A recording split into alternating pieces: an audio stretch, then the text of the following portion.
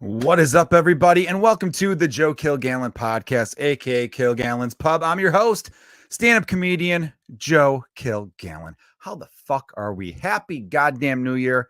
Happy 2023 to you and yours. Hope it's been a good one for you. Hope you had a great holiday season. I took a little break. I took the week off in between Christmas and New Year's.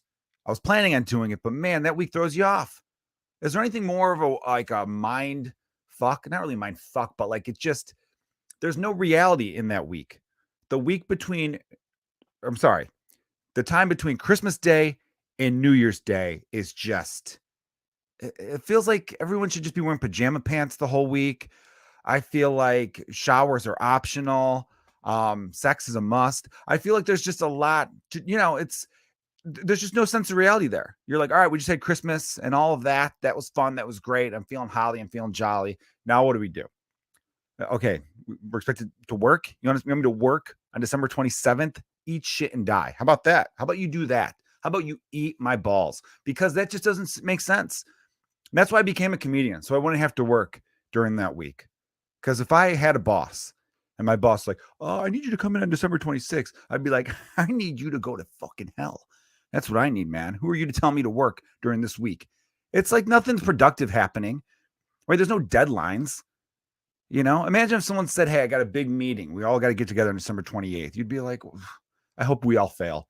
I hope this plan fails. I hope the job fails. Why? Why can't you wait until January 3rd? Can't you be a normal person? Can't you sense that none of us want to do anything? Don't you know I got a fridge full of leftovers and new toys to play with?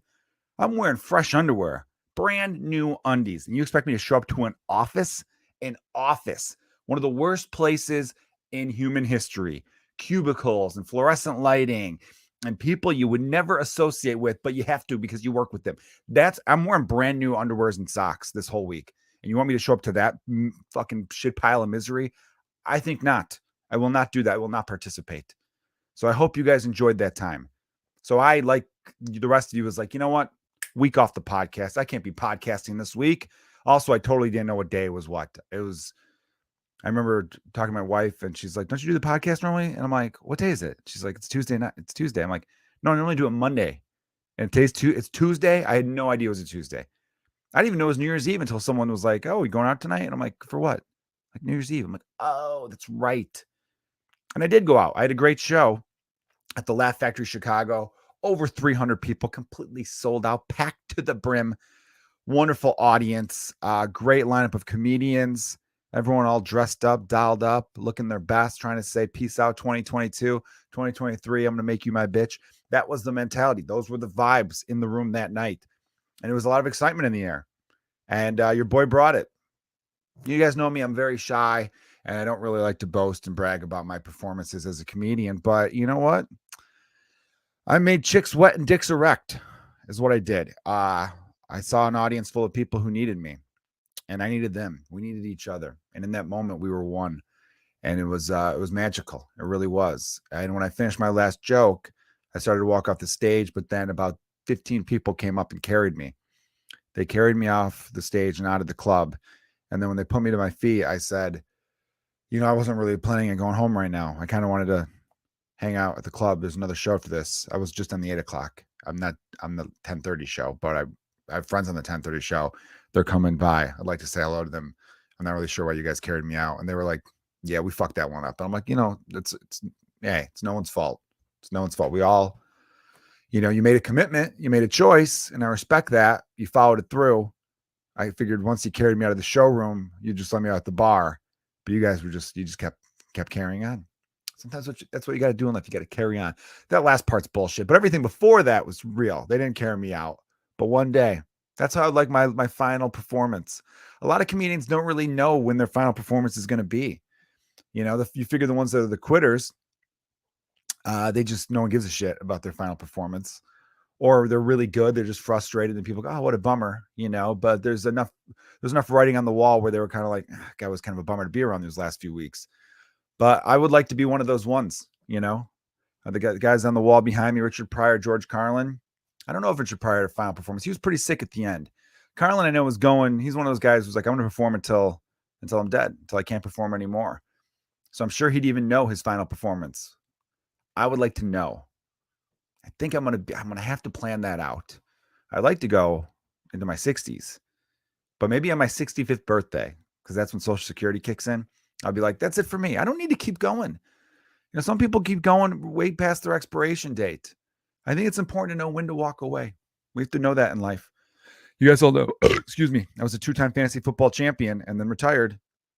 Said goodbye to fantasy football, and I'm happier for it. I was like, it's time to pass the torch on to a new generation of would-be champions. All right. I hope you did have a good New Year and a good Christmas, Hanukkah, whatever you celebrate. Mine was tough this year with my dad, passing. It's almost been a year. It's now today's January 2nd, and you're listening to this on January 3rd, hopefully. This at the end of this month, January 27th, will be 1 year since my father unexpectedly passed away, age of 67. Just went to sleep, didn't wake up. Totally sucks. And it's still bad. I mean, it's you get better, you know what I mean? But like, you don't get over it. You really don't. Ask anyone who's lost a parent or a loved one that was super close to him. I mean, when you lose a parent at 97, or even one when they've been sick for a long, long time, I'm still sure there's, just something that's taken away from you. You lose a piece of you. But when it's just a complete shock, it sucks. But you guys know me. I wanted to be positive. I wanted this podcast to be something that people get a kick out of, be entertaining, if not entertaining, informative. That's the stuff I like to do. So we did make the best of it, having two sons that are 5 and 3, watching them wake up Christmas morning and look at each other and be like, Santa came, and be all jacked up. Those are just moments you'll never forget. And it's great. It's really great. So that's what I'm trying to keep that going this year. I'm going to try my best in 2023. I'm not big on resolutions. I believe those are set up to fail, but I believe in making changes. But you should always start. You don't need a calendar to start today. Sometimes you got to look in the man in the mirror. You got to start with him. Michael Jackson said that. And I'm going to give as much as I can. I really want to try to be a guy that people are like, man, that motherfucker helped me. He helped you. He helped me too. I'm going to be the Ferris Bueller of stand-up comedy. I'm going to be the Ferris Bueller of my world. If you guys don't know the movie Ferris Bueller's Day Off, it's one of the best movies of all time. It's a real feel-good movie made in 1986. John Hughes movie. And it's a dude who's just like, everyone loves him. That's one of the quotes in the movie where the secretary is like, well, the jocks, the dweebs, the nerds, the brains, the motorheads, the dickheads, the stoners, the this, the that, the goths, she names like every list of a clique you could be in high school. They all adore him. They think he's a righteous dude. And that's what I want from 2023. If I do that, all the other shit will fall. All the other stuff will come my way. That's what I truly believe in. I do think New Year's Eve is overrated, though. I thank the people who did come out to see me at the Laugh Factory. You guys were great. But man, I don't know. It's not overrated. Look, it's for 18 to 24. I've decided 25-ish as far as going out to bars and stuff. Now, if you go to a good house party, you get together with some family, you keep it chill, that's fun. And I had a fun New Year's Eve in that regard. But I just see these people and they just put their hopes on it. They get so amped up. Beginning of December. Hey, what are you doing for New Year's Eve? Oh, we get New Year's Eve plans? Oh my God. I know this great place. It's $150 from 9 to 9:45. Bottom shelf liquor. It's going to be the best. It's like, that sounds horrible. And why am I friends with you still? My New Year's resolution is less of you.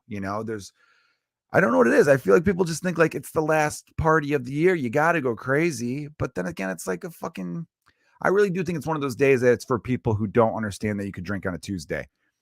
I got to work on Wednesday. Oh, grow the fuck up. If you're in your 20s, you need to get drunk on a weekday here or there. I'm not saying make a habit of it, but you need to. Okay? You owe it to your future self. You can't be too responsible in your 20s. I'm sorry. If you're 20s, yeah. If you got to look, if you're a doctor, of course, but like, you got yourself an average job, even above average. Say you're 26, you're making, I don't know, $70,000 a year. That's great, right? That's good for a 26-year-old. You owe it to yourself, though, to take a Tuesday, cut out work early on a Wednesday, and get yourself a fucking nice buzz. You do. You owe that to yourself. Because the people who do that, they don't go crazy for New Year's Eve acting like it's the only party of the year. And if they don't go crazy on New Year's Eve, the whole year was a waste. Don't be that person. You're not going to salvage a shitty year by going crazy on December 31st. All right. You don't turn into a pumpkin at midnight. It's just a countdown to the next day. And if you miss it, say you were like, I had a bartend. Well, then get fucking crazy a couple nights later and count down to the next day. You can count down to any day you want. That's all people really get pumped for. People love, Americans in particular, we love a good countdown. That's why all of our sports, the clocks go down. As much as I like soccer, the clock going up could be a little anticlimactic sometimes. You know what I mean? So it's something to think about there. All right, here's something I want to talk about. I wanted to give a shout out to a new show. It's not a new show. It's been on for, I think, a couple seasons now. But I just started watching, like 4 episodes in. And that's a new thing I'm going to be doing this year. I'm going to be giving recommendations, right? Because I think we got to share the good times. You find something good, you share it, whether it's a good album, good movie, new comedian or old comedian, or just any new piece of something cool. Let's share the cool. I like that. Patent pending. Share the cool. Trademark pending. I'm going to make it a thing. The show is called Shoresy. Only like a handful of episodes in. I've been watching on Hulu. Fucking fantastic. From the same dude who created Letterkenny, which is also a really funny show. So it's Canadian as fuck, which I love. I love Canadians. I have never, ever in my life had a bad time with a Canadian. Canadians and Australians, 2 groups, I've never not had anything but a tits up good time. I don't know what it is about those people. I don't know. You know what I've realized too? Not only are they super polite, they got your back, they're loyal. I've noticed that about them. You know what I mean? But they also get excited very easily.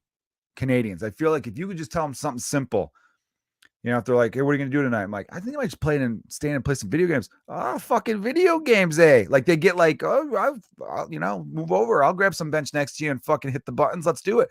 And you're just like, wow, I just told you a simple thing. And here you are. You made my night even better. That's what they do. They get very pumped up. Canadian women, beautiful. I not to brag, but I used to hang out with a lot of Canadians. I was friends with some Canadian hockey players. Stanley Cup champion Dave Bolin, Stanley Cup champion Ben Eager, the late great Ray Emery, Daniel Carcillo, Brent Seabrook would be around us sometimes. Some really good dudes. I met a bunch of the guys. They were on the Blackhawks like 2010, 2013 era. And then met a bunch of dudes who played on the team last year. Really good guys. Kirby Doc, Dylan Strome, Seth Jones. Probably missing a handful of names. Patrick Kane's been, in the mix a few times. Don't really know him though. Just being like, hey, what up, dude? Like that kind of thing. Did go to Jonathan Taves' condo at one of the after parties after the Blackhawks won the Cup in 2013. I got to party with the Stanley Cup. When the Blackhawks won in 2013, my boy Bolin scored the game-winning goal. When they flew back into O'Hare at like 6 a.m, they brought the Cup to this bar called the Scout, which is no longer around. I miss that place. I used to go there all the time. Then I moved to LA. So when I come back from LA, I'd visit there a few times, but then I just lost connection and it sucks. I really wish I would have gone there a few more times because now it's gone and I miss it. Shout out to Chris Bravos. If you ever come across this great dude, he owned the place. So they bring the Stanley Cup right there. The whole team shows up and it was phenomenal. And only if you were in the know, which I was in the know, did you get to be there. And fuck, man, it was a scene. It was an absolute scene. It was great. And so that whole week I got to party with him.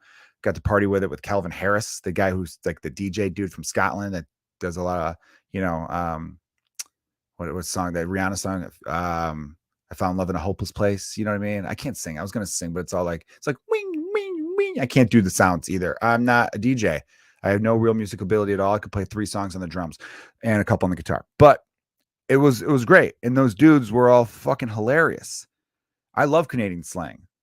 They're like, I remember I remember texting him, like, hey, what's going on tonight? He's like, oh, we're coming over here. Get your ass out here, pussy dick. And I'm like, just call me pussy dick? I don't understand what that means. Does that mean my dick likes pussy? Because it does. Like, what is it? What's the, anyway, it's just funny. You know what I mean? They just had like funny lines like that. I remember being like, what was going on with that one dude? He's like, fucking twerp chirping me. I'm like, chirping? You say chirping? Like we say talking shit. As Americans, we're like, that guy's talking shit, talking trash. They say that guy's chirping. Look at this fucker chirping me over here. I'm like, I love that. Fun dudes. They take their French fries, dip it in gravy. I love Canadians. I do. I really am a big fan of that whole culture. They seem to be, I don't know, fucking just easily nice and just great. They seem like grateful people. It never has to be complicated around them. I've always felt like certain times it's like, let's just grab drinks and hang out in someone's backyard as the snow's coming. Like they're, they like the cold. Hardworking dudes too. I feel like it's like they got that mentality. If you're going to do something, fucking do it. Put some energy into it. total ball busting culture. I love any ball busting culture. America has it in certain areas. Boston, New York, they seem to be ball busters. Philly, Chicago, the cities with cold weather. It must be a cold weather thing. Ireland, Scotland, ball busters. The English ball bust. I'm sure the Welsh do. French do not ball bust, as far as I know. Scandinavians, maybe. I don't know enough about how Scandinavians interact with each other. I've never met them. There's only been a couple of them, and they're around a bunch of Americans because they're visiting. I'm gonna have to go to Scandinavia one day and find out how they interact with one another. Australians, I feel like they do a little bit too, but they're almost too blessed with that goddamn weather. That Australian weather is a gift, but they all have the blood of people who are criminals or come from colder places. Is that still a thing? Does that offend you, Australians, when someone say you have criminal blood? For those of you who don't know, Australia was a penal colony for Great Britain. They would send their criminals there. So that's why a lot of Australians look like Scottish, English, and Irish people, because all the criminals got sent over there. There's a movie called Ned Kelly with Heath Ledger as the star. Look that up, Ned Kelly. Movie was pretty good. I think the story of the guy's better. He's like an Australian outlaw who was either from Ireland or represented Irish people. Because I remember in the movie, he was kind of like our fucking ancestors, that kind of shit. So anyway, all right. Check out the show Shoresy. It's like Letterkenny. If you've never seen Letterkenny, check that out. It's a lot of quick talking, fun Canadian slang and insulting each other. And I like dialogue-driven shows where they're kind of like, fuck the story. Is it funny? It's funny. Then let's make it funny. Let's focus on that. Seinfeld always had great stories, but they would also have scenes that didn't drive the story. Now, what I mean by that is I've read several screenplay writing books, some with television oriented too. And every one of these books will always tell you that every scene needs to drive the story. Seinfeld, I think, was the first show that came along and was like, fuck that. Let's just have a funny scene. Cheers had some of that too. So Cheers and Seinfeld, I feel like. I can't remember or recall too many other ones. And I love that. And seeing it in movies sometimes is cool too. But this show, it's always Seinfeldalphia has that. This show is Shoresy, it's called. And same with Letterkenny. They will just have parts that are just funny. It's like not everything has to drive the story. Why can't we just have a couple people interacting with each other in a funny way where that's nothing about that ever comes up again? And it's great. And some people would read the script and be like, all these characters are too similar. See, they're breaking all kinds of rules, but I think nowadays the best shows are the ones breaking the rules. Because why the fuck are we having rules? Right? It's supposed to be art, right? Isn't it? Movies, television, comedy, drama, whatever. It's all supposed to be art. So if it's good, that's all that matters. You don't need to follow some fucking book that some dickhead wrote 35, 40 years ago because he couldn't sell a screenplay himself. That's the kicker on top of it too. With the exception of like, I think the Sid Fields books from back in the day, maybe that guy. The big book, Save the Cat. I mean, look, it's a good book. It's a good basic book to read if you want to get into screenplay writing. But one of the big books of the last 20 to 25 years in screenplay writing is a book called Save the Cat. I think the whole idea is like, the hero has to do this, and every lead character is a hero in his own sense, and blah, blah, blah, and follow this formula. And when you read these books, you start to watch movies and you notice 10 minutes in, always something happens. And then 25-minute mark, we really launch into the story. Like the 10-minute mark might be like, ooh, we're faced with a little bit of a dilemma here. And then the next 15 minutes or so is some debate about whether or not we're going to pursue or what's going to happen. And then by the 25-minute mark, it's like, all right, let's go, And then the next 25 to 50, 55, it's kind of like some fun and games part where it's just, we're setting up the story, but we could be a little bit crazier at this time. And then at the midpoint, that's when you really got to turn the story around. And then by another quarter into it, that's when it's almost like the hero's about to win, but then he loses, or we think he's going to lose. The all is lost moment. I was talking about the movie Tommy Boy recently, great comedy. The all is lost moment there is when he thinks he sells the brake pads, but then it turns out the order didn't go through. So the brake pads isn't going to happen, and they're going to sell the company. So he thought he won, and then he didn't. So it's this all is lost moment where it's like, all right, I failed. I can't do this. And then someone's like, nah, man, let's go. And then it's like, you're right. Let's fucking go. And then they figure out a way to win. That's so many movies. And I'm not saying it's a bad formula. It's not. But I like that I'm seeing more and more things in television and in movies where it's like, let's test the limits a little bit here. Again, as long as it's good, it could be, you want story, of course, but let's not be married to every so often this needs to happen, every so often that needs to happen. And I I like let's be a little different. Let's be a little bit different, right? Let's find some fun. And then sometimes the show though, I was really laughing at one scene because one scene had nothing to do with anything. I'll spoil this one scene for you guys. It's like episode 2 or 3. They're playing for a hockey team. This is where it's a little unoriginal because it's almost like the movie Slapshot. Great movie. I have it on the shelf right behind me. It stars Paul Newman, came out late 70s. They're a minor league hockey team or independent league hockey team, and kind of like a industrial town. And the team's not selling tickets, and they're worried the owner's going to sell, and then whoever buys it's going to fold the team, and they're all going to be out of a job. So the hockey players start fighting people to start selling more tickets to save the team. That's where the comedy ensues, right? This show, similar. This team has lost 20 games in a row, and it's owned by this woman who inherited from her family, and the team used to mean something to this town in Canada. Sudbury is the town. And the joke is that Sudbury has an unbelievably amount of hot women for being a small town. It's kind of funny how they reference that. And the guy Shoresy is like the one guy in the team that he's like the better player on the team, and he's just he's like the dirtiest player in the league type of thing. He talks so much shit, right? This one guy Sanguinet becomes the coach, and he just be shut the fuck up, Sanguinet, every time he talks. And so the one scene, they get these 4 new guys that he brings in, these 4 veterans that are good. So he's bringing them back into this team and all that. And they're all hanging out at the apartment after they pick him up from the airport. And one guy's like, "Oh shit, I didn't call my mom." And the guy's like, "What do you mean you call your mom?" He's like, you just got off a plane, you didn't call your mom? And then it cuts to him talking on the phone. He's like, "Hey, these hotshots must fly on planes all the time, where they forget to call their parents to let them know they safely landed." And I'm not even doing it justice because he's got this fucking hilarious Canadian accent and just the fucking rhythm of the way he speaks. God, Shoresy on Hulu. That's my recommendation for y'all. All right. On sad news though, holy fuck, I feel like I need to mention this. It'd be crazy if I didn't. During the Buffalo Bills played who'd they play? I'm sorry. I should get this right. It was the Bills versus, sorry, this is bad podcasting right here. I didn't even have the Bills versus Bengals. Thank you. It was on the tip of my tongue. Demar Hamlin, a player for the fucking Bills, man. He gets banged up badly. So this game was 7-3. In what quarter was it? Let me rephrase it. He get banged up badly. It was a weird play. Watch the video. If you haven't yet, by the time you listen to this, it's going to be all over the place. I'm giving you old news here. That's the one thing. You can't really do breaking news unless you're live. So it's first quarter, and he got hit like in the chest. Helmet into his chest, but he gets up fine. But then there's like a brief second where he's standing there, and then he just goes right back out. Like the lights went out.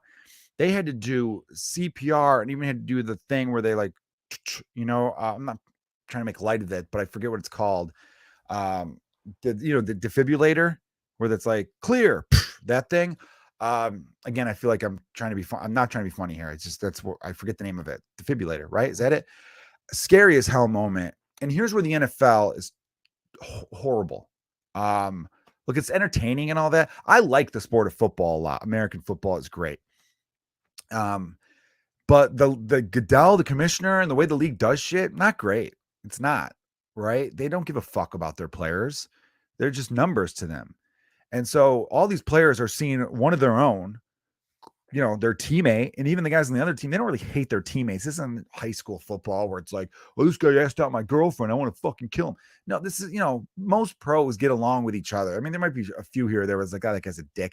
But when they see one of their own on the ground and they are trying to give him CPR because he's not breathing, which means he could die, that's scary as shit to them. Because that's their friend. That's their colleague.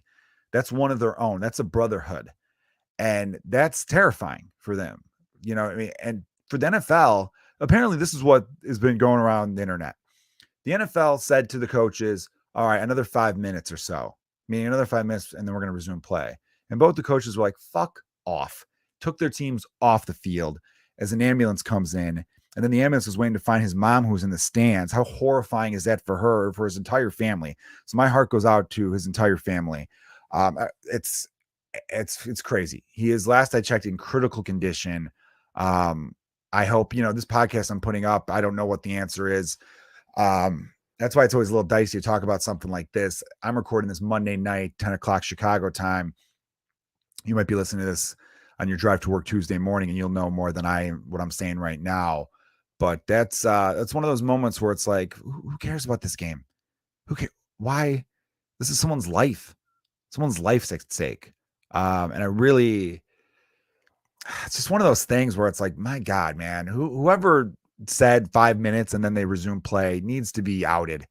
They do. I don't like the idea of you holding a job like that.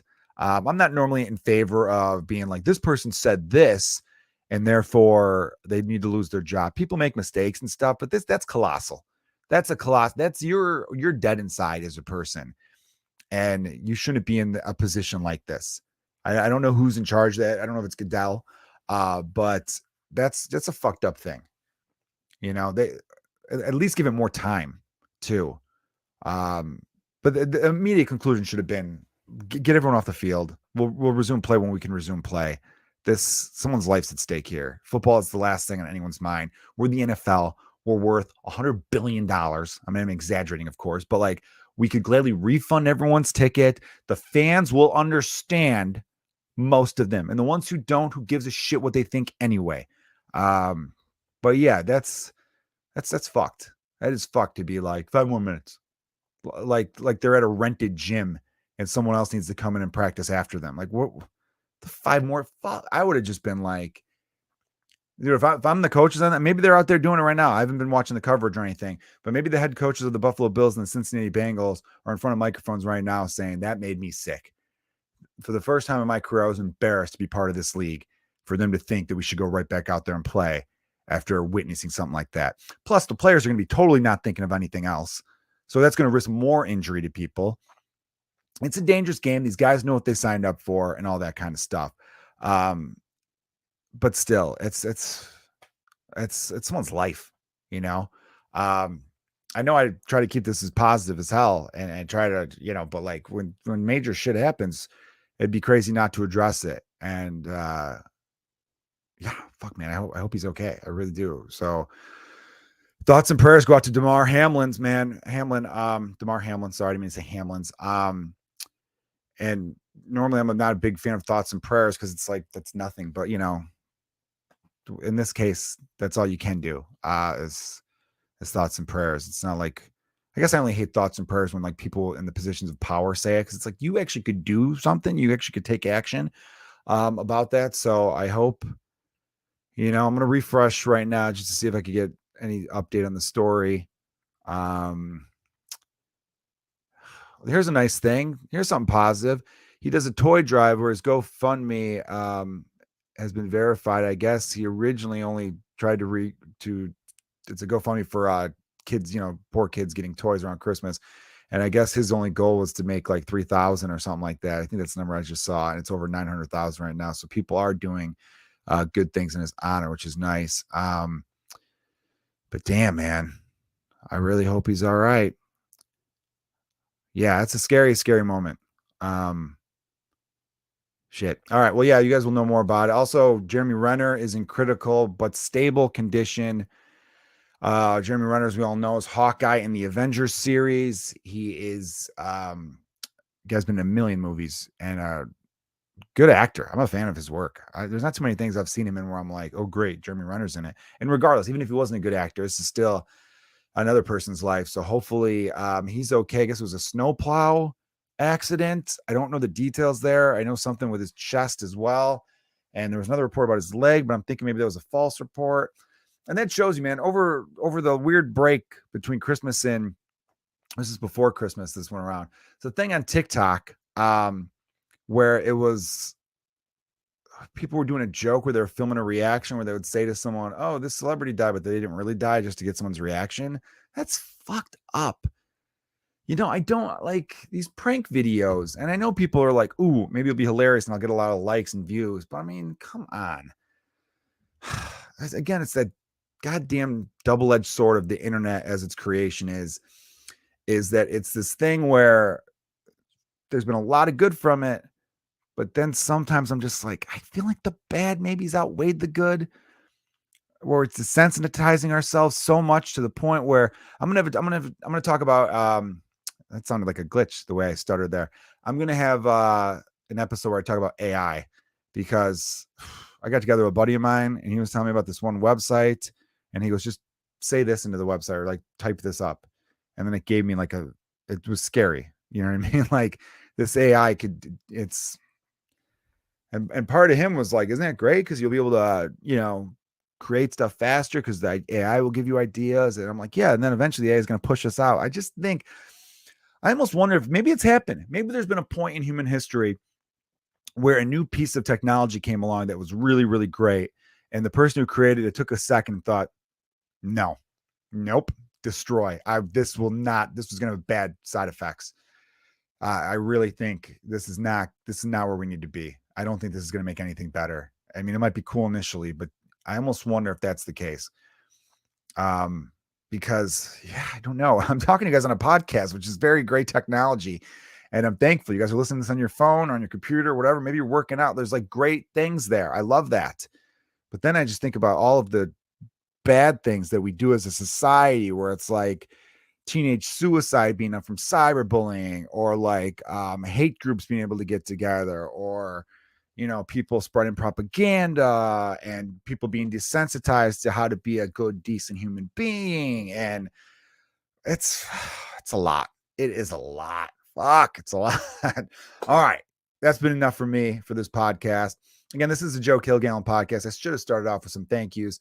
So big shout out to the Patreon subscribers, all the YouTube subscribers, TikTok, baby. How about it? Got a lot of nice little bump. I had a video go viral over Christmas break.